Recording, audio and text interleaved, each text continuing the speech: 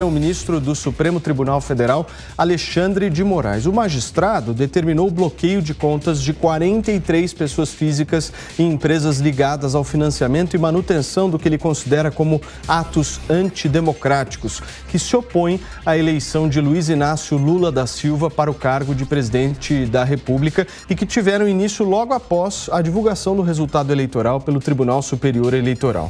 Em seguida, Alexandre de Moraes enviou à Procuradoria-Geral da República um pedido de afastamento do ministro da Defesa, Paulo Sérgio Nogueira de Oliveira, por crime de responsabilidade. O pedido se fundamenta nas manifestações feitas pelo ministro da Defesa, que colocam em dúvida a lisura e a integridade do processo eleitoral brasileiro.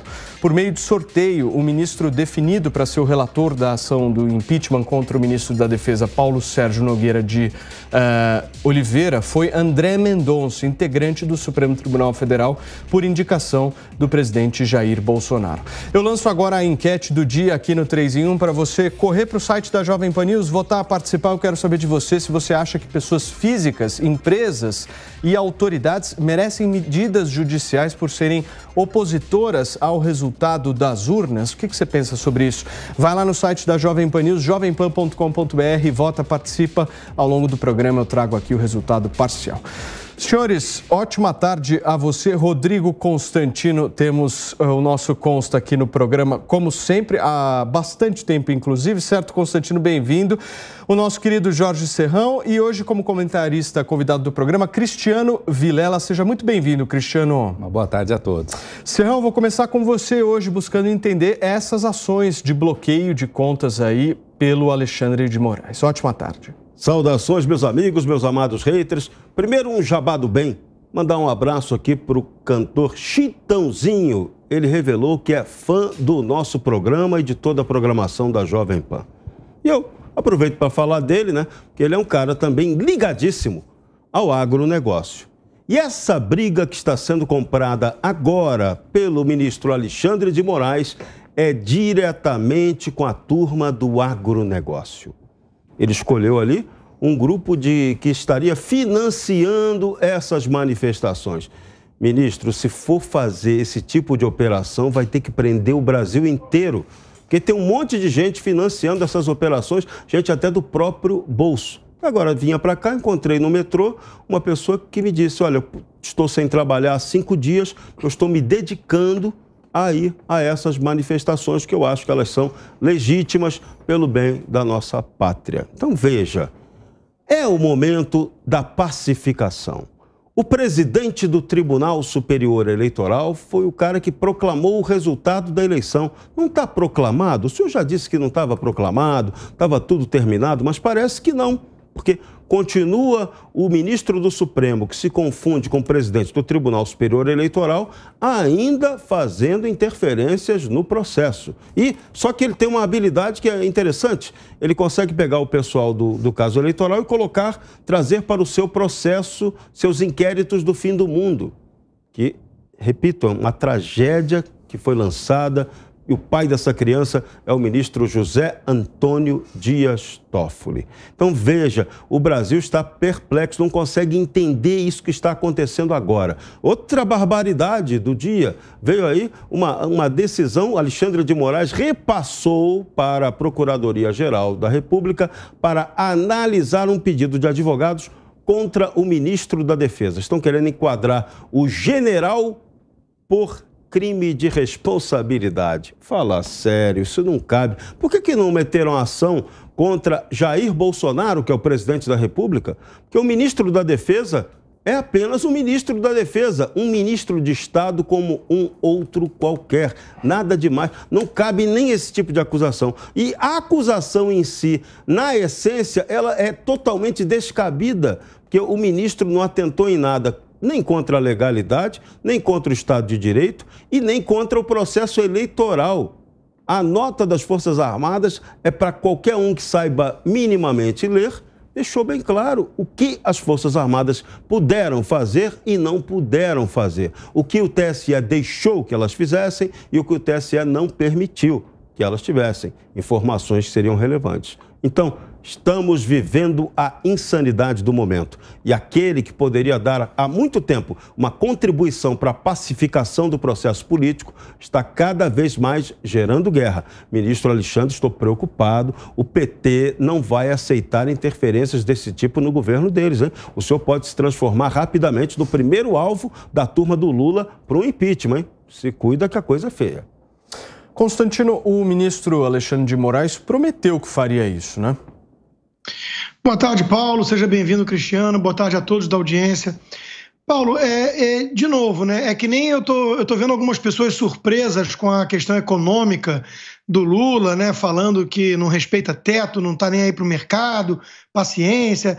Já tem cartinha dos tucanos aí, do Armínio Fraga, do Pedro Malan e companhia, pedindo, implorando para que o Lula seja responsável, né? Eu não sei onde essa turma andou. Né? Não vou nem dizer nas últimas 2 décadas, nos últimos 2 meses, porque o Lula falou assim, isso tudo que ele pensa. Eu acho que os tucanos é que apostaram que iam levar essa, né? Iam digitar 13 e iam levar um governo tucano, com Alckmin, Meirelles, Armínio, Helena Landau e companhia. Então, a mesma coisa eu digo sobre Alexandre de Moraes. Qual é a surpresa aqui? Há quanto tempo esse senhor vem desrespeitando a Constituição e agindo como um imperador ensandecido, como alguém totalmente descontrolado? Não é de hoje. O Serrão mencionou a questão de pacificação do país. Eu volto a insistir aqui, eu dou muito valor à paz, mas não acima de tudo. Não acima, por exemplo, da liberdade. Eu não aceito paz sob o preço de subjugar os outros poderes pelo Poder Judiciário ou com um país que tem censura, que tem perseguição a empresários e coisa e tal. Então, eu não consigo ver, Paulo, e agora tem que tomar muito cuidado com as palavras, é uma análise, eu não consigo ver pacificação nesse país enquanto Alexandre de Moraes for ministro do STF. Eu não vejo essa possibilidade. Por todo o perfil e toda a capacidade que ele já demonstrou de atropelar as leis para fazer valer a sua vontade. Vamos falar dessa decisão de hoje que abrimos o programa. Será que nós ainda podemos ter opinião nesse país? Será que nós ainda podemos questionar resultados eleitorais, processo eleitoral nesse país? Porque se a resposta for não, se isso por si só já é um crime, já é ilegal, eu lamento informar, mas nós não vivemos mais numa democracia no Brasil. Temos uma ditadura, porque isso é coisa de ditadura. Agora, financiar derrubada de poder, invasão de Supremo, aí seria uma coisa complicada. Alguém está fazendo isso? Alguém está vendo isso? Não, não é verdade. Então, o que está sendo criminalizado é, nas palavras do próprio ministro, né, abuso do poder de manifestação. Que diabos é isso? Bom, eu vejo abuso de manifestação quando black blocs quebram tudo, quando promovem vandalismo, né, quando o MST invade. Isso é um excesso, é um abuso de manifestação. Agora, brasileiros com verde e amarelo, famílias, sim, idosos e crianças nas ruas, desesperados com um processo que eles veem como desleal, para dizer o mínimo, manipulado, e pedindo de forma desesperada uma solução mágica, isso não é golpismo. Isso é direito de manifestação. E quem quiser apoiar isso tem que ter liberdade para apoiar isso, inclusive, né? Tá lembrando muito aí a situação do Canadá durante a pandemia, que os caminhoneiros foram protestar contra os lockdowns insanos, autoritários, e o Justin Trudeau mandou congelar a conta bancária de todo mundo que estivesse dando apoio para o movimento. Já estão censurando nas redes sociais parlamentares, prendendo parlamentares e cidadãos comuns, mandando polícia para casa de empresário que mandou joinha para grupo de WhatsApp. E agora, indo assim, atrás das contas bancárias de quem apoia o direito de manifestar e questionar o resultado eleitoral. Repito, Paulo, se a coisa continuar assim, nós já estamos numa ditadura e é algo muito assustador. Cristiano, o Constantino cita essa questão de pacificação do país passando por um impeachment do ministro Alexandre de Moraes. Eu quero saber o que você pensa disso. Olha, Paulo, boa tarde a você, ao Serrão, Constantino e a todos que acompanham aqui a Jovem Pan. Olha, eu vejo que uma situação dessa de impeachment de um ministro de um tribunal federal, do Supremo Tribunal Federal, a mais importante corte do país, ele é algo realmente muito difícil de se pensar. Tem que ter realmente uma justificativa muito plausível, muito efetiva. Eu vou sempre na linha de mantermos ao máximo a legalidade. Um exemplo que eu costumo sempre mencionar é o exemplo do gnomo que fica dentro da garrafa. Você tira o gnomo dentro da garrafa e depois para voltar ele para dentro. Então eu primo muito pela legalidade, mesmo quando muitas vezes essa legalidade ela vem no sentido oposto às nossas ideias políticas, às nossas manifestações.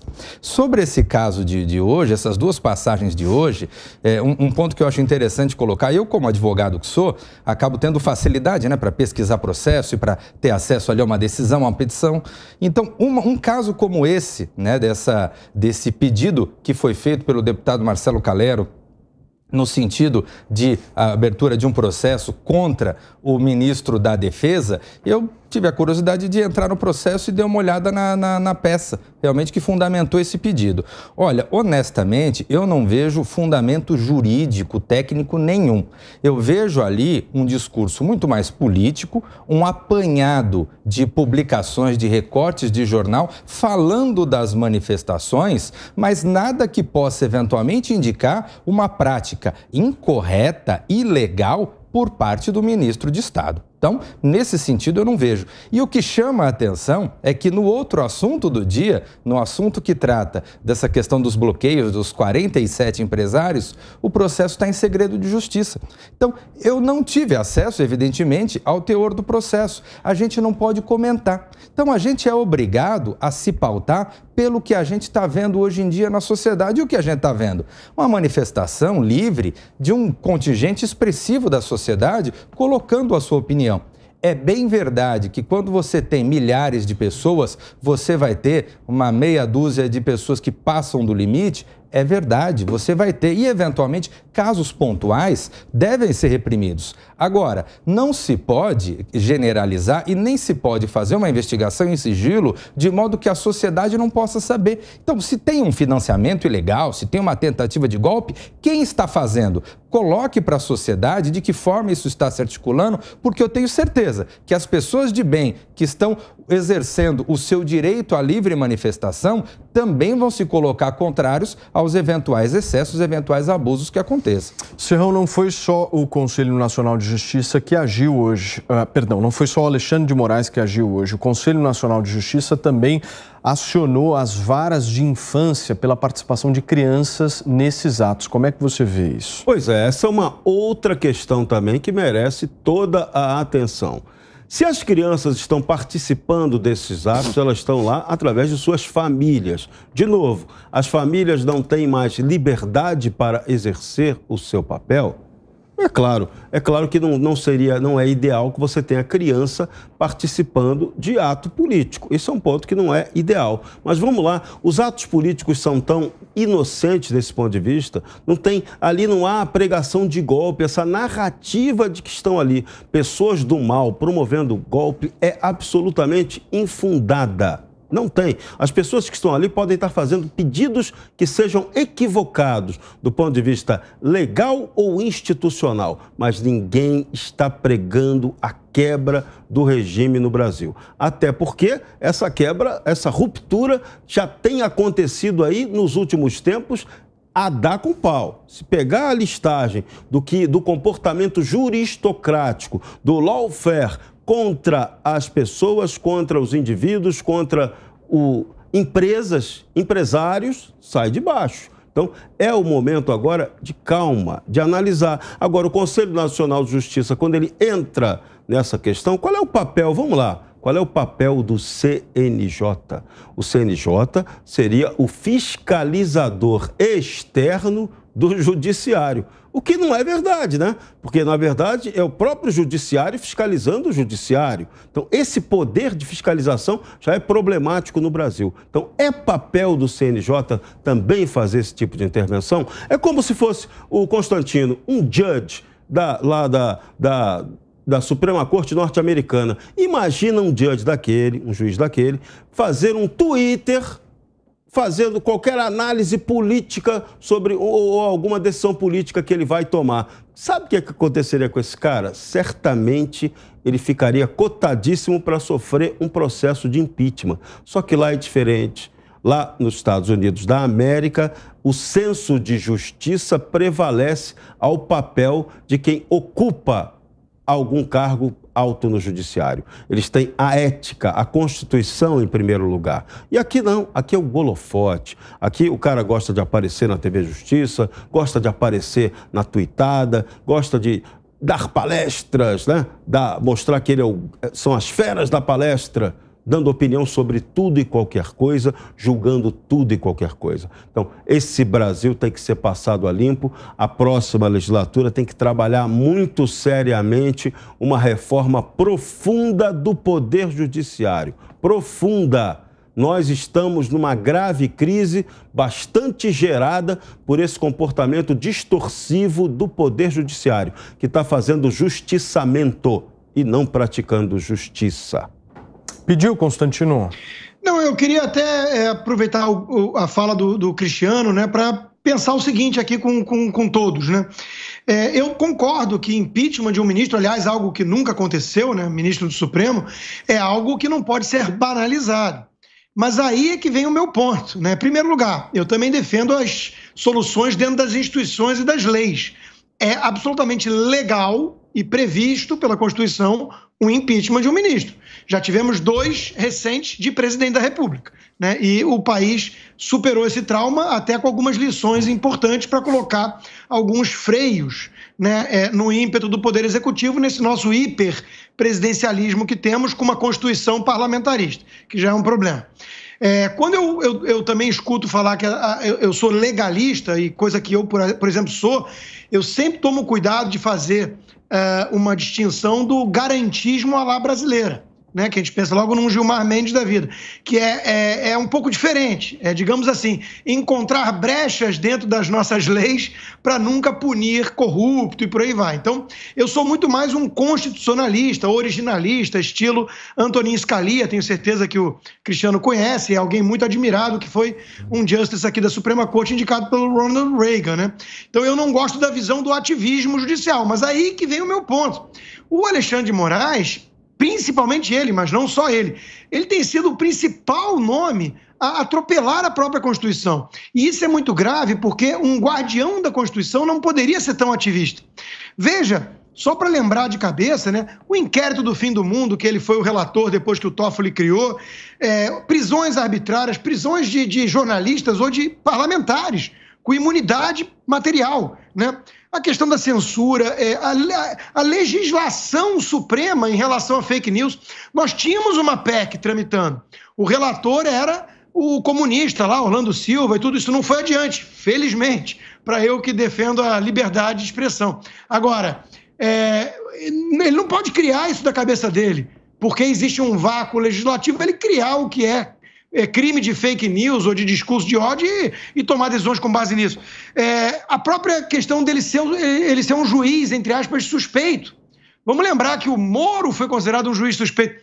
Meu Deus, o sujeito que trabalhou com o Geraldo Alckmin, que já declarou várias vezes, né, o ódio que ele sente profundo, o desprezo pelo presidente que estava disputando a reeleição, tudo isso o coloca como, evidentemente, alguém suspeito para ser o árbitro do jogo no comando do TSE. Então, são várias questões, assim, só de cabeça, que mostram que os pedidos de impeachment que existem lá, são vários, tem um do senador Cajuru, tem vários, eles são pedidos embasados, na minha opinião. Então, a saída legal é exatamente colocar uma espécie de garrote institucional em alguém que vem abusando tanto e gerando tanta insegurança jurídica e esse esgarçamento, esse clima, né, ditatorial, policialesco que o Brasil vive hoje. O esgarçamento do tecido social e institucional é muito grande no país.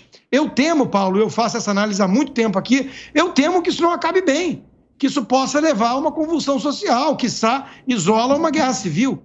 Parece que tem muita gente torcendo por isso. Eu vejo como a principal solução para pacificar a questão um impeachment de um ministro como Alexandre de Moraes, que obviamente para mim é aquele que mais tem abusado do seu cargo. Cris, você concorda com essa fala do Constantino? Olha, esses dias, né, num outro programa aqui da casa, eu fiz uma consideração que eu vejo que ela cabe muito bem para esse momento de agora. A sociedade, uma parte significativa da sociedade, e é inegável que tenhamos milhares e milhares de pessoas que estão indo às ruas, que estão manifestando a sua insatisfação com o cenário que a gente vive hoje em dia no Brasil. Essas pessoas, é importante que tenham uma orientação no sentido de orientar o seu trabalho, de indicar o seu trabalho, a sua atuação, a sua manifestação, para o que de fato pode ser efetivo. Não adianta a gente ter 1 milhão de pessoas pedindo para a Lua vir para a Terra, porque a gente não vai conseguir nunca. Então, é importante a gente ter também uma visão racional de que forma a gente pode dar um enquadramento para o nosso pedido. E aí, nessa manifestação que eu fiz, um ponto que eu acho importante é que dentro do cenário institucional da tripartição de poderes, quem é o órgão que deveria usar essa posição de dar um freio, servir de freio e contrapeso para o Poder Judiciário, seria justamente o Poder Legislativo. E aí eu vejo que é importante que a sociedade que está descontente com o que está acontecendo manifeste-se direcionadamente ao Poder Legislativo, para que o Senado Federal atue com maior rigor, para que a Câmara dos Deputados atue com maior rigor, porque aí justamente a partir do momento que o Poder Legislativo conseguir, não digo se impor, porque se impor talvez seja uma palavra até muito forte, mas ele conseguir fazer valer a risca do que é o espaço de cada um dos poderes, eu tenho certeza que o próprio Poder Judiciário, de alguma forma, vai se ajustar um pouco melhor dentro da normalidade que a gente precisa. A gente precisa realmente voltar à normalidade no país. E, infelizmente, nos últimos 10 anos, a gente tem tido muito sobressalto nesse país. Serrão, quer complementar? Sim, porque a legalidade, ela depende muito de uma palavrinha parecida, prima dela, chamada legitimidade. E quem dá legitimidade à lei é se essa lei foi aprovada pelo povo, pelos representantes do povo. Está lá na nossa Constituição, né? O artigo 1º da Constituição passa exatamente esse espírito. E o que está acontecendo no Brasil hoje? Nós temos um excesso de leis, um regramento excessivo que está sendo usado pela juristocracia para suas duas distorções. Ou a prática do rigor seletivo contra os inimigos eleitos pelo sistema, ou o perdão conveniente, que também é aplicado para aqueles que são aliados do establishment. Então, isso não é justiça, isso não tem legitimidade. É contra isso que o povo na rua está realizando aí uma extensão da primavera brasileira. As pessoas estão protestando e, aos poucos, elas vão descobrindo e canalizando o ponto focal sobre o que elas têm a reclamar. Mas veja, a bagunça ficou tão ampla que, como o Cristiano acabou de expor aqui, as pessoas não conseguem encontrar. Você pode encontrar dezenas de motivos para a manifestação. Então, é tanta coisa errada que você não sabe por onde começa. Mas o caminho da sensatez indica que nós temos que pressionar os grandes responsáveis por essa crise. Eu repito, são alguns membros do Poder Judiciário e a maior parte do Congresso Nacional, que tem sido absolutamente omissa. A gente ouviu aí alguns dias aí parlamentares falando, alguns alegando que estão com medo. Pelo amor de Deus, se o parlamentar está com medo de exercer o papel dele, então é porque estamos vivendo num regime de exceção. Aqui se transformou então numa Alemanha nazista, numa Itália fascista, num país comunista qualquer desse vagabundo. Então, não é isso, o Brasil, é diferente, deveria ser diferente, mas as coisas estão acontecendo de maneira errada. Então, as pessoas estão exercendo o seu direito de manifestar, mas é preciso de equilíbrio, como a gente falou ainda há pouco. Pensa na criançada, é legal a criançada estar ali, num primeiro momento, uma horazinha, uma manifestação, é bacana ter a criança, mas num outro momento não dá para você ter a criança morando na barraca acampada do lado do quartel. É questão de bom senso.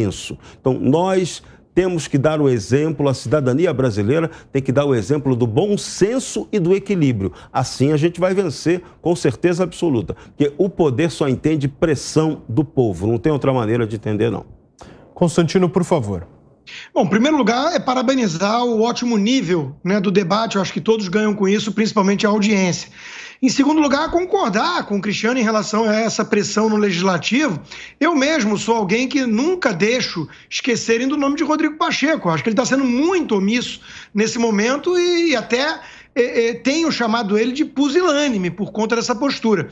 E quero também destacar aqui, nessa linha, a postagem muito corajosa hoje, em que pese o alerta do Serrão de que se um parlamentar que nos representa não tivesse sequer a coragem de comprar algumas brigas, para que vai se candidatar? Mas esse tem honrado o cargo, que é o Marcel Van Hatten, do Novo. E ninguém vai dizer que o Marcel é um bolsonarista, um golpista, nada disso. Ele é um liberal independente, há muito tempo ele tem várias críticas ao governo, aos excessos bolsonaristas, mas hoje ele está vendo, com um senso de prioridade e de urgência até, o que está acontecendo com o país e para onde tem que pesar a balança. Ele diz: judiciário brasileiro, em especial o STF, desmoralizado por soltar bandidos, né? Aí tem o garantismo à la brasileira, agora decide, em decisão monocrática de Alexandre de Moraes, bloquear ilegal e inconstitucionalmente, feita a ressalva do Cristiano de que nem acesso temos para concluir se é assim mesmo, mas parece muito estranho, contas de quem protesta contra, né, o processo eleitoral. E aí ele sobe o tom, chama de bandidos em letras garrafais e diz: tem inversão de valor maior? O Marcel tem denunciado faz tempo essa omissão do Legislativo. E, de novo, quando nós temos um poder subjugando os outros dois, não há mais harmonia e independência que está na Constituição. Nós temos que fazer valer isso em nome das instituições. Então, de novo, eu não tenho bala de prata, eu não tenho solução mágica. A gente aponta os problemas com uma certa angústia, né? E torce para que as coisas caminhem numa direção que não leve a um cenário pior, que acho que ninguém deseja, que é o Brasil mergulhar num caos total, numa situação de convulsão social. Essas pessoas que estão na rua, na minha visão, de maneira bastante patriótica e heróica, com raras exceções, mais exaltados e tudo, essas pessoas não vão aguentar ficar 3 meses assim. Então, de novo, né, isso tem prazo de validade. E as pessoas estão fazendo isso na esperança de que alguma coisa aconteça, né, que impeça o pior. Então, de novo, Paulo, são momentos muito, muito delicados que o Brasil está vivendo. Isso demanda de cada um de nós responsabilidade, seriedade, para tentar trazer os problemas e ver se eles têm alguma solução institucional que dê para salvar, né, esse quadro tão esgarçado, tão destroçado que a gente vive hoje.